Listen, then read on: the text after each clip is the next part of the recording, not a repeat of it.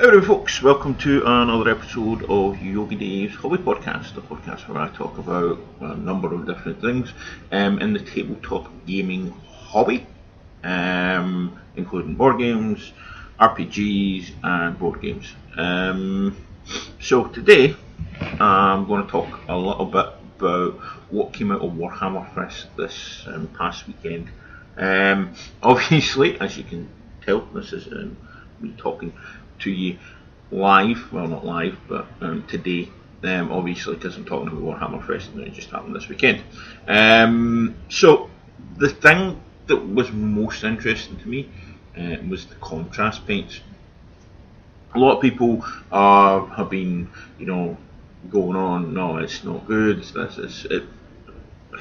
there's lots, it's the same anytime anything new comes out, whether it's painting, whether it's gaming, whatever it is, there's always naysayers, and to be honest, I don't understand it, because the likes of me, who does a lot of commission painting, or lots of commission painters, full stop, if you're wanting to get out a very like a tabletop standard, this is brilliant, because all you do is you put your base coat, which you can use an airbrush, and I'm sure the contrast paints, the primer things, will work with that. You put your wash on, you put your contrast paint on, and that's done. That's that bit done. It's like painting Space Marines without having to do bloody highlights and edge highlighting and all the rest of the dry brush highlights. And it's so simple to get out a tabletop standard just by looking and listening to people who I follow who have tried them at Warhammer Fest, and they say, well, this, you see the pictures and they look good. I mean, they're not like massive, like brilliant, but when all you want to do is get a tabletop standard on them, then that's great. A lot of the time people just are paying for a tabletop standard, but tabletop standard still takes bloody time, because you've got to do all the individual bits very, very, very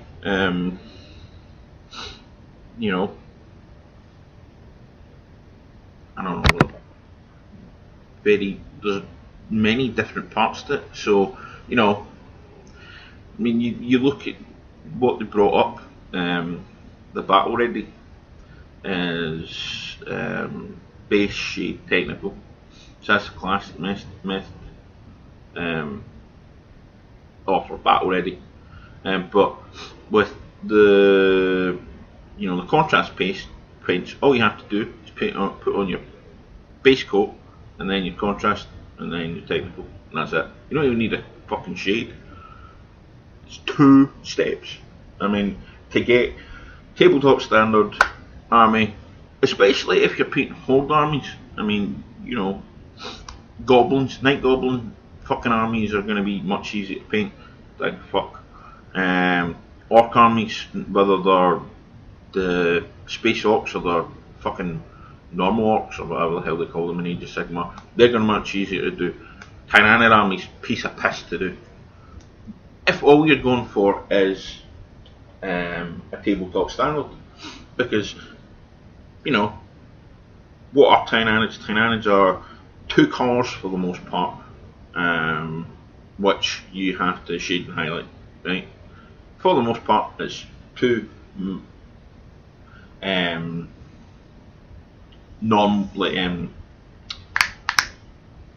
what's the word?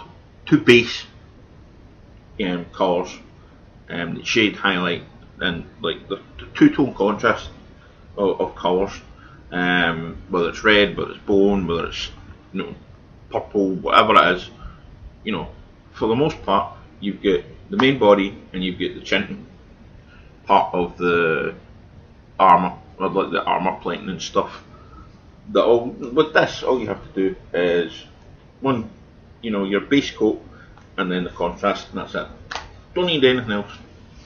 It's like, what? Awesome. That's my thinking anyway.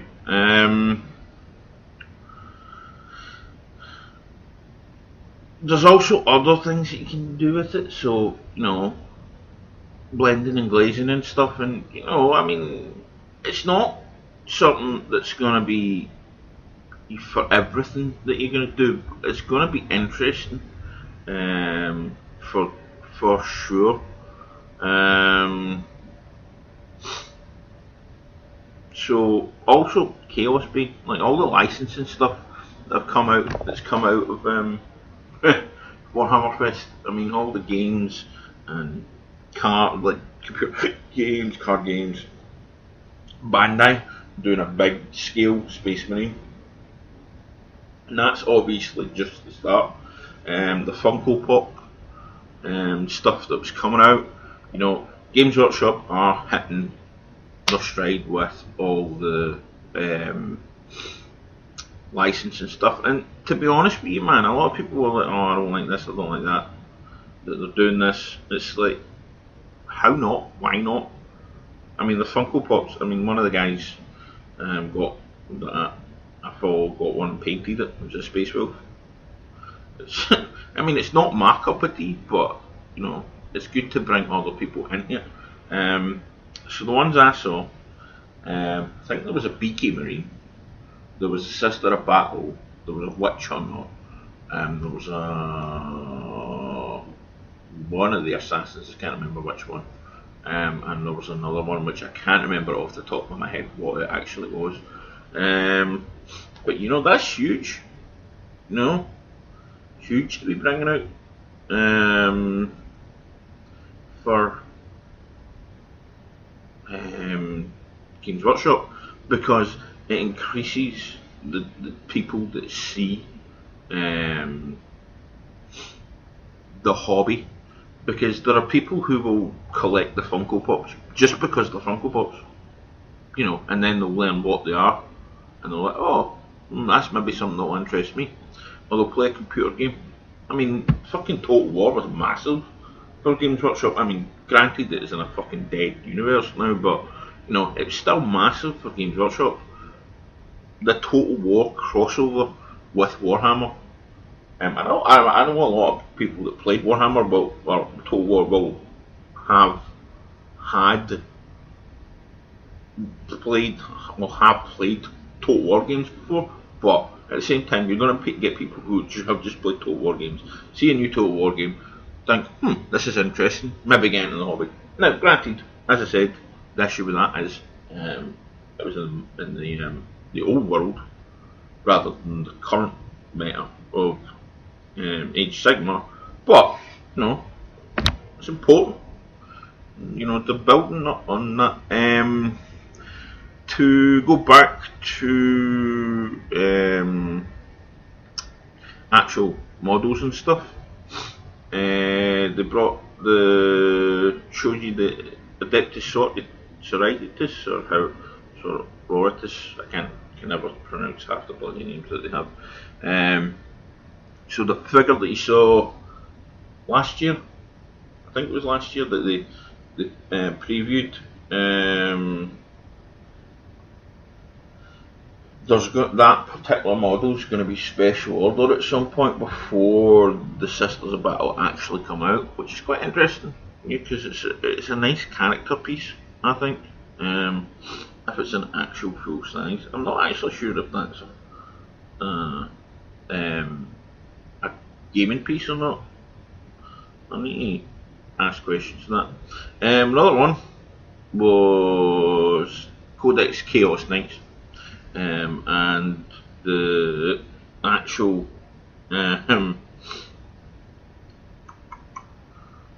showing the kits off. A lot of it, you know, is obviously going to be very much taking add-on kit from the Knight kits to the Chaos Knight kits, but you know, they look interesting. If I played Chaos that much, I might be interested, but I don't, and I'm not interested in buying fucking Knights. The other one was the new AdMech stuff, so the Scorpius disintegrator, and them getting their own dedicated transport, which is something they've never had before.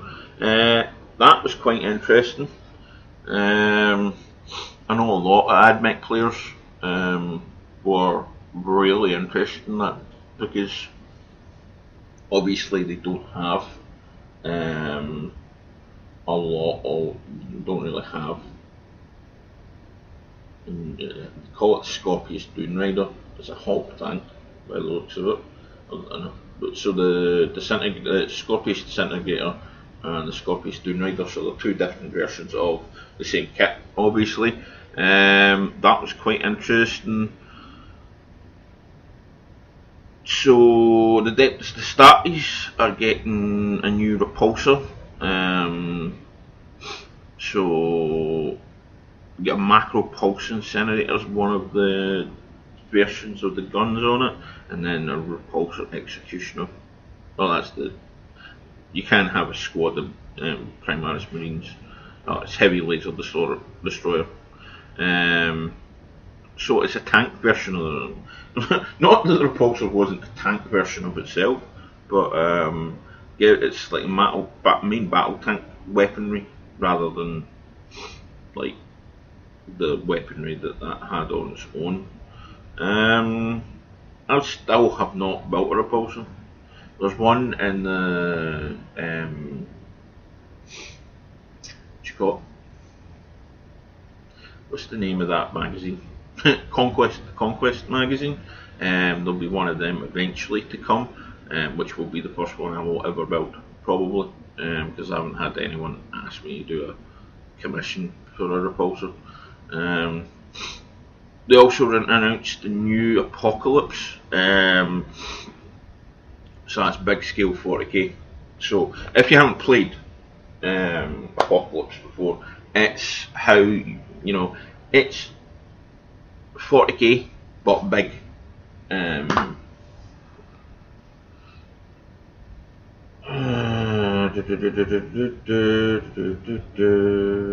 So damage is resolved at the end of the turn. That's interesting. That's interesting.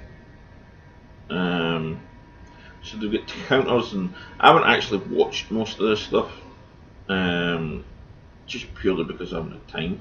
But I'm going through it all and going, well, I want to talk about it because I've seen pictures and stuff. I mean, Apocalypse is not for everyone. I've never actually played it. I've never played that big scale 40k, except when I played Space Marine.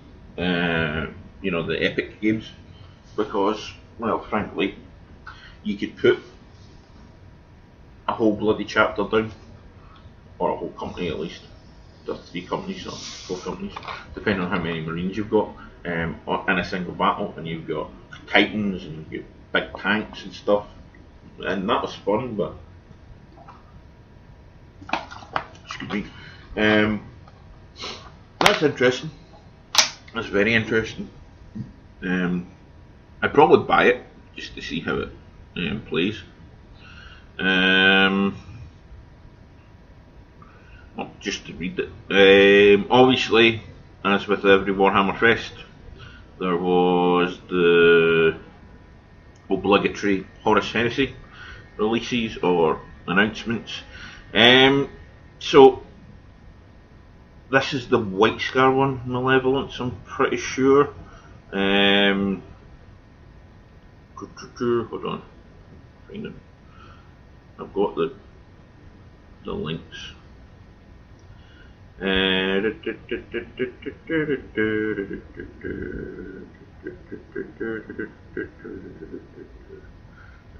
So yeah, Blood Angels and White Scars, and they had quite a few Blood Angels and White Scars. They're a new knight by the looks of it. I'm not sure if that is a knight or not, but it looks interesting. Looks a bit more, it just looks weird. So, you know, they've got the White Scars characters, the White Scars Dreadnought, they've got the Keswick Knights, the ones in black. Then there's Blood Angels. Then there's White Scar's vehicles. Now, White Scar jet bikes actually look a little bit better than the original ones, because they don't look so much like just a big dick. That's what they look to me, to be honest, the regular ones. Blood Angel Contemptor Icondeus class Dreadnought looks kind of half Blood Angel-y, half Space Wolf, because it's got two great claws, great Dreadnought claws as hands. I mean, crying out loud. Well, actually, it's got flamers in its hands as well, but by the looks of it. And then Legio Custodes get the Ares gunship. The interesting thing about the Horus Heresy release was the demons of the Runestorm, which have never been released up until this point. I don't even know if there are demon rules in Horus Heresy so far. I haven't seen them. Oh no, demons and Malevolence. Honestly, up until this point, there have been no demons released for Horus Heresy, and they look very, very Cornish to me. But you know, it's got the red and black that you expect from Khorne, and the close combat weapons. But I'm not really sure if they're just chaos demons at this point, whether they're, you know, it says representing chaos in its wildest, most untamed form. These brutes will fitting addition to any disloyal servants of the Lord Master's Dread Legion. So you know, they look nice. So that's that. There's more stuff on Addicted Titanicus, Reaver Knights and Reaver Titans and Knight upgrades. I think that's all to go along with the new Warlord upgrades. Then you get new dice, stratagem cards, Titans of Legend, new Knight guys, some terrain bits like turbines and stuff. There's new Necromunda stuff, so the Delac upgrade parts that come from Forge World, like all the other, you know, the Escher, the Delac, not the Escher, the Delac. All the other gangs have had upgrades so far, so they've got upgraded heads and weaponry. There's a couple of new hired guns that were released, and see the House Kodor figure that was announced back in a couple of months ago, but because it's known as the headsman, he had a very Ku Klux Klan like appearance, with his hood very pointed, and there was a bit of backlash in that, so they've resculpted the head and the shoulders a little bit, and basically that's that one. Blood Bowl, not really a big interest in me, but they announced new halflings that are coming out. A new Widow build player. It's a Dryad star player for the, can also be used by the halflings. With the Wood Elves. They announced new Shadespire, or is it Warcry? Aye.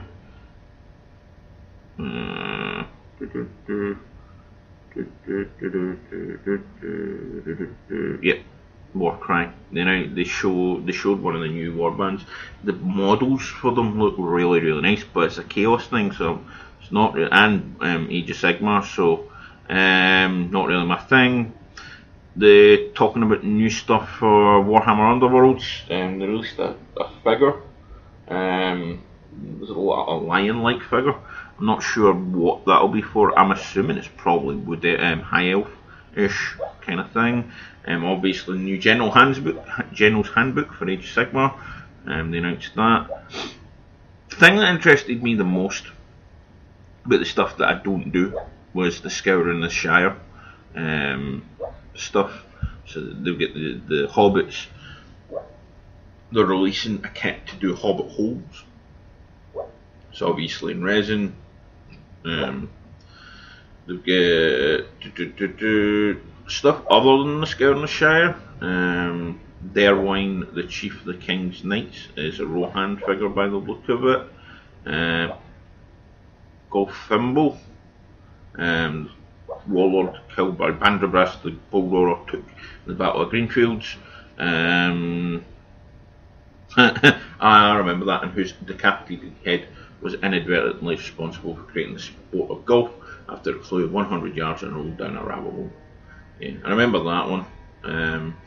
So obviously, you know, the Scouring the Shire, which isn't in the Lord of the Rings movies, but obviously Games Workshop will get a lot more license to do what they want with the actual greater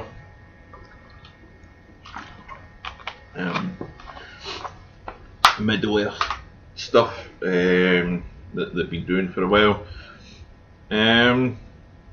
So yeah, that was Saturday's talking points. I'm just going through Sunday. Obviously, Golden Demon. They had the whole thing about all the art and the new kind of gear that are coming out. Again, they showed the 7-inch tall of the new Primaris Bandai Space Marines. That looks pretty cool. Cubicle 7 had stuff about the new fantasy, the Warhammer Fantasy Roleplay. Not played the current edition of Warhammer Fantasy Roleplay. It's been a while since I played the original one as well. But my copy is the Black Pig or Blind Pig version. So they had a little bit about Chaos Bane, hack and slash computer game set in the old world.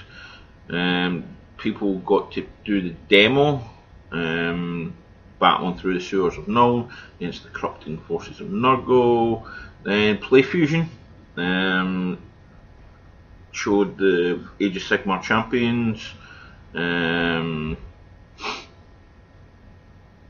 So Chaos and Conquest will allow you in is another one, so you can play as an Chaos Overlord, and it'll be an Android and iOS game. That'll be interesting, probably something I'll get. Day 2, there was the new Knights, the preview of Book 9 for the Horus Heresy. That's the one with the new Dark Angels, with the Dark Angels. Showed off a couple of the, see if I didn't fucking hate the Dark Angels with a passion, I might have an idea of actually going for it. It's also got the Night Lords and the Dark Mechanicum allies. New Armiger chassis for Forge World, from Forge World, and then obviously the Slayer sword was announced. It was Maxime Paynaud. Not really sure what it was. It's a Danko Trogoth. It's beautiful, really is beautiful, and the base work is superb. So that's pretty cool. That was pretty cool. They announced a new global painting competition called Everchosen that they'll be bringing up. Golden Demon is returning in the USA, hot on the heels of the announcement that the Crystal Brush will not be at Adepticon anymore. So that's interesting.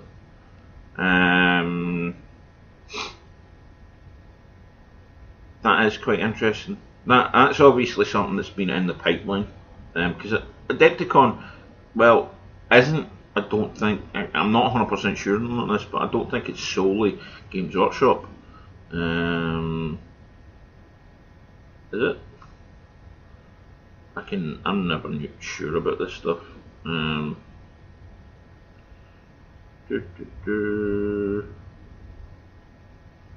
it's okay. Because you've got X-Wing and you've got bolt action. You know, so it's not purely Games Workshop. So I wonder how that will work out. Obviously, you won't, if you're going to Adepticon and you're going to enter the Golden Demon, you won't be able to enter bolt action and stuff like that. But you know, enter bolt action stuff.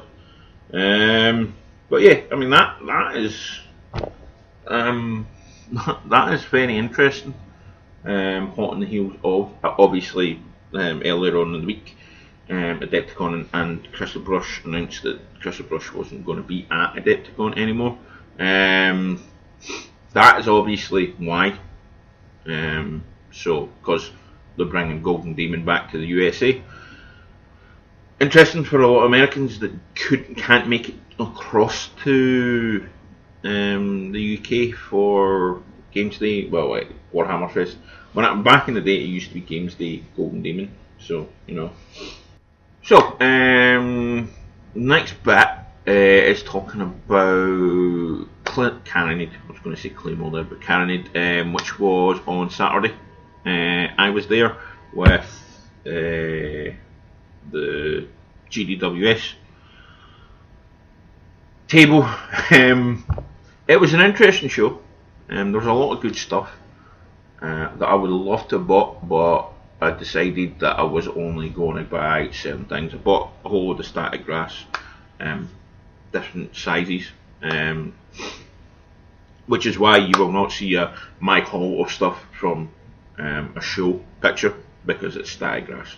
There's a couple of the Army Painter ones that I use. Jarvis Scenics ones was the 2mm and 6mm, and I've already got static grass. So it's all basically what I do with static grass is I'll pile it all in together into a shaker, shake it up, pour it out, shake it off, spray it, shake it on, shake it off, and it gets relatively grass-like. I'll say that, it's relatively grass-like. But yeah, there was a big, massive, is it Ghost Arpeggio? I can never remember if I pronounced that right. Game on a board that had masses of ships and like figures from various different places. You know, they had an island with buildings on it, they had an island with volcanoes on it, they had an island with natives on it. The highlight for Fiona was the Moana boats. I had to take pictures of that and show her. The guy, I can't remember his name off the top of my head, but there are pictures of it on my Instagram. I'm pretty sure there's pictures on my Twitter. I will be doing a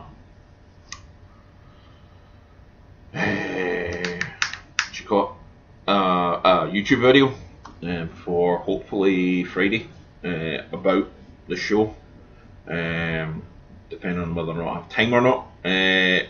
But I will have videos and pictures of the whole event, because I got all the displays, because that's what I got pictures of, because that's what interests me.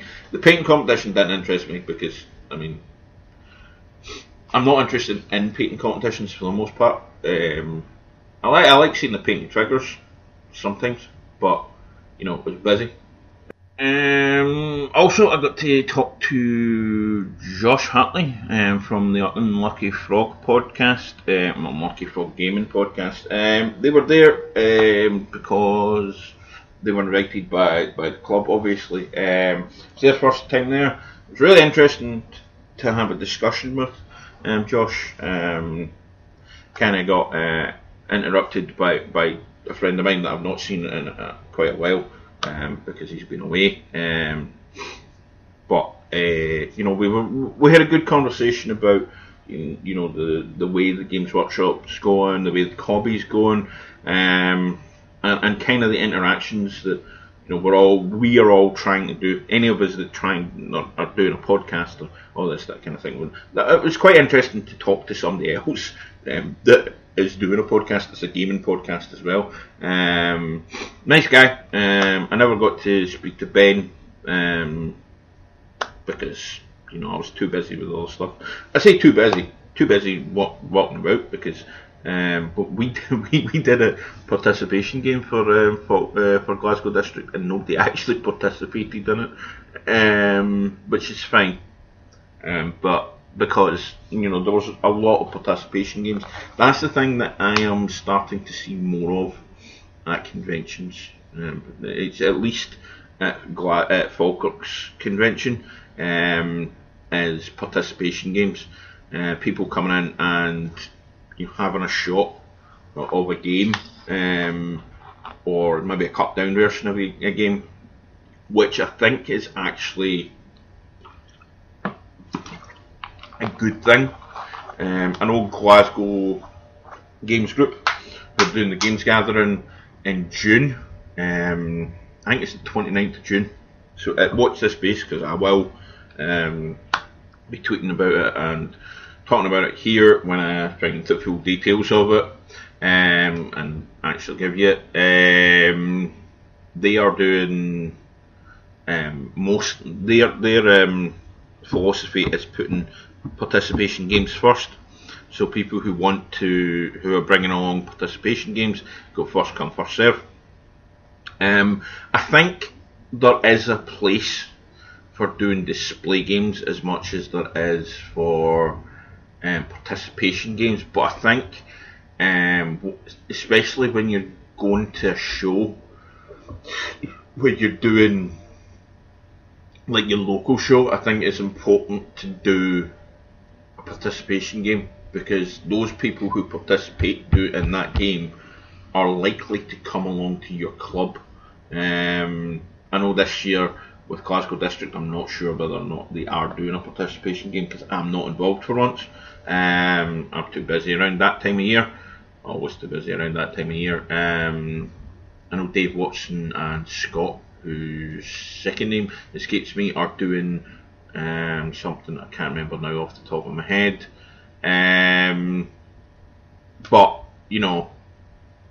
it's important.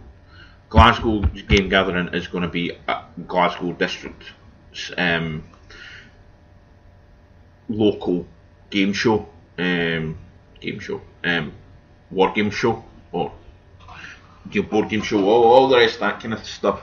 And I think, obviously, if I'm involved in the next year, I will do a participation game, but to have, like with Falkirk and with Edinburgh, having a display game rather than a participation game isn't an issue, because it's out of our catchment area really for players, for both of them, but you want to support the local shows, even though Claymore, some of the members at that particular club that do it have been arsey towards me in the past, and I've wanted to punch them a few times, and various other things that have annoyed me about that particular show. You're still going out and supporting them. It's what you do, in a hobby that it's meant to be participatory. I believe is the term. So yeah, I mean, it was a good show. I really enjoyed it, even though I didn't actually play a game. The problem with me also was I came off a night shift.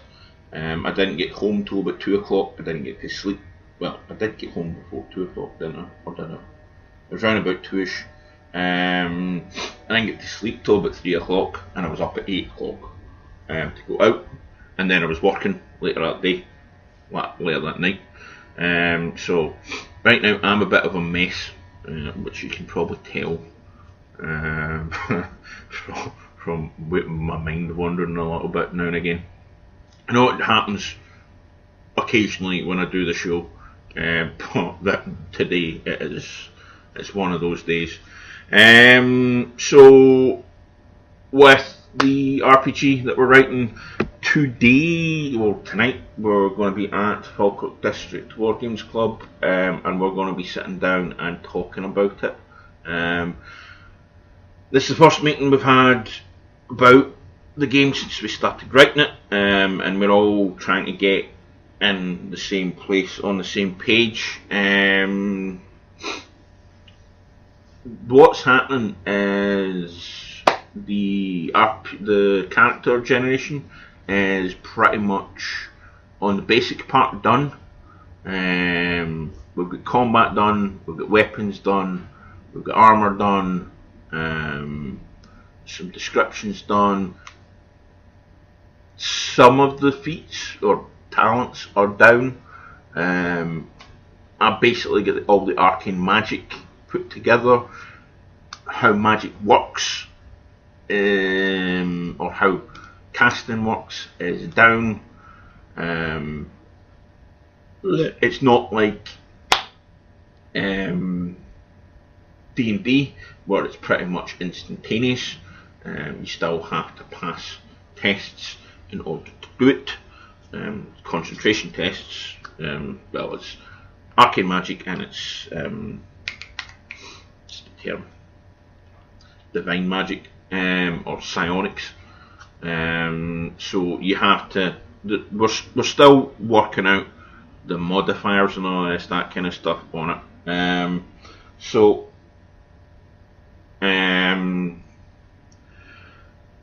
That's that. I've been doing a development blog on Twitch for the last 2 weeks, but I won't be doing one this week because there's very little been done on my side anyway, because I've been too busy with other stuff, life and stuff. But we'll be talking about it a little bit more.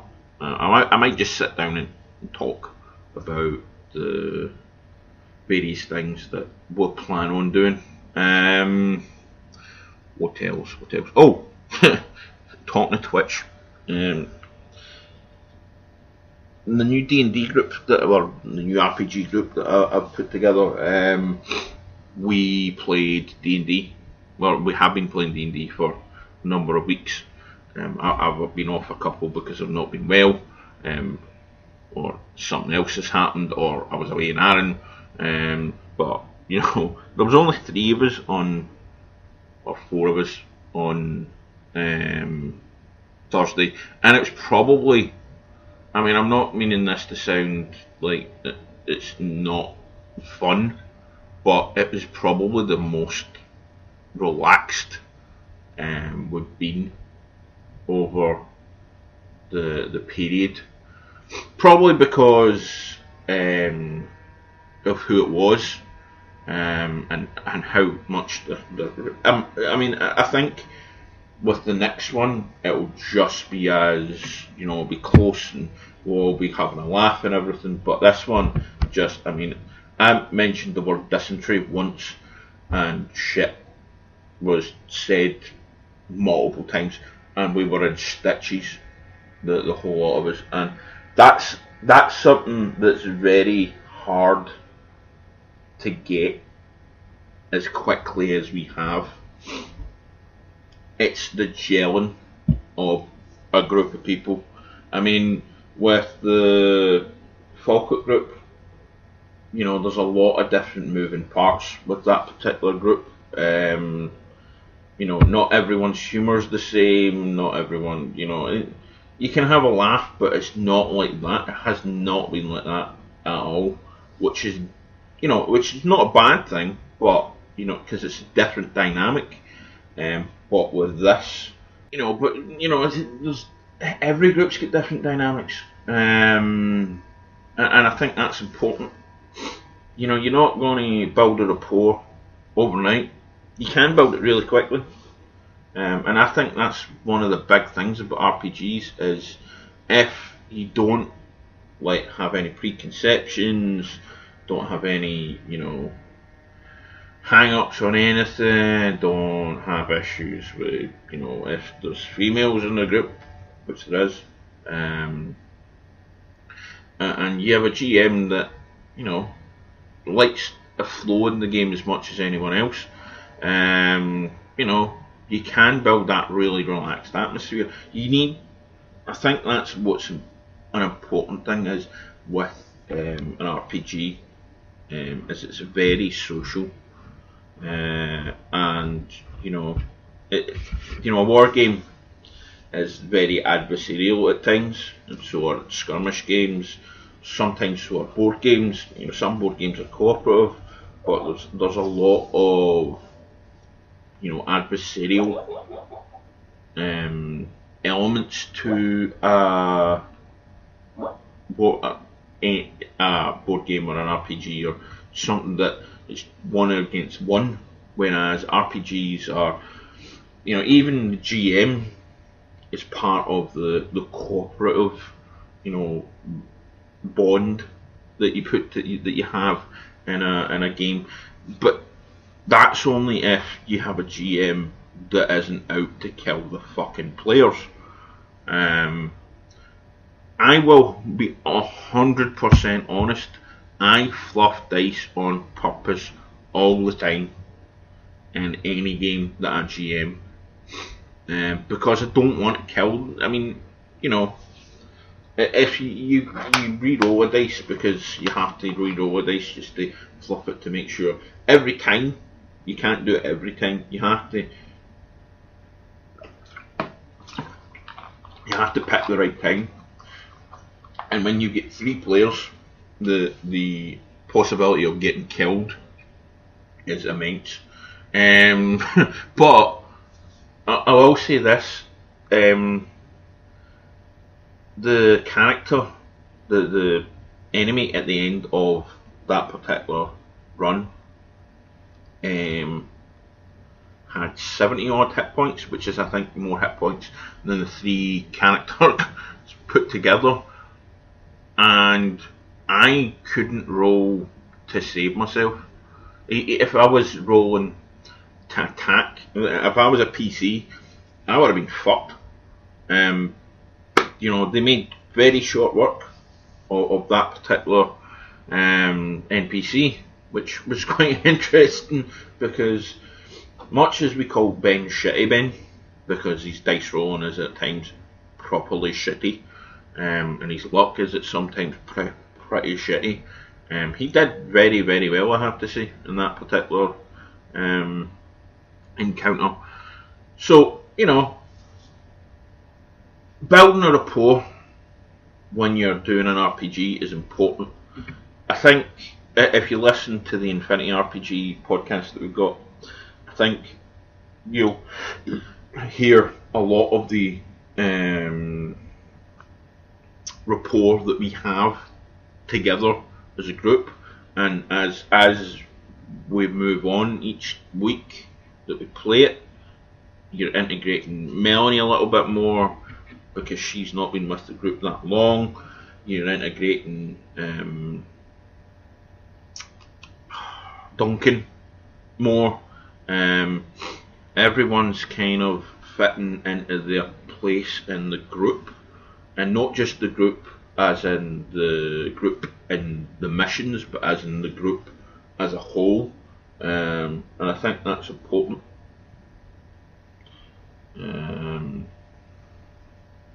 For us as a group. My ear's ringing again. That's not good if my ear. I did bust eardrum a couple of weeks ago, and that would not be good if that returned. So yeah, I've been talking a lot in the last. I talk a lot about how to build or how to go about RPGing and doing it well, and I think that is allowing your group to like merge on their own and let it be organic. You know, we've had people drop out, you know, for various reasons. You know, before we've even had them at the group, they've dropped out. You know, when they play the game, they've dropped out. You know, that's fine. But that's what you expect. That's what you understand. You know, people are going to drop out. people are gonna, life is gonna get in the way of people. So you've got to expect that, but trying to force, camaraderie and all the rest of that kind of stuff on players is not going to work. You got to let it go organic, I think, is the best way of doing it. And you helping that as well, by not, putting too much pressure on them to, merge and do all the things that you expect. We as a group at Falkirk have been playing RPGs for about 4 or 5 years, and we're still not like gelled as well as the 3 guys that were playing on Thursday for the new group, because everyone, for the most part, has played in the big games, and there's massive groups. It's certain players know the way other players will move, but other players will not have a fucking clue what they're going to do, because it's difficult to explain. But I'm really enjoying that particular group. I still enjoy playing Infinity. Infinity is probably the funnest game I've played in a while, where I've not GM'd. And there's games where I played GM'd recently, which I'm not a big fan of, which is Shadowrun, which is something I want to talk about again. Shadowrun 6th edition. I said I would never run a Shadowrun game again after the 3rd edition debacle that we had at Falkirk, because it was the edition I knew, and I forgot how much a fucking clusterfuck of a set of rules that game was. But I want to see how 6th edition is. My plan is to buy the basic set at some point, read the rules, and then figure out whether or not it's something I want to do again. Obviously, that will be in a few years, because playtesting my own set of rules and everything that comes with that. So I think that's about enough for me for today. It's about 50 minutes, so I think we can dispense with that. I don't have any announcements today. Just if you want, watch YouTube. If you want, watch Twitch. If you don't, it's fine. But you can find the links. Can't find the links to the Twitch in my bio at the moment. But I will sort that out at some point when I remember. But it's my username is DM1983. I think I do have a Yogi Daves one. Demure1983. Just plug that in, and you can find it. And I think that's it for me for today. I will say goodbye and happy hobby.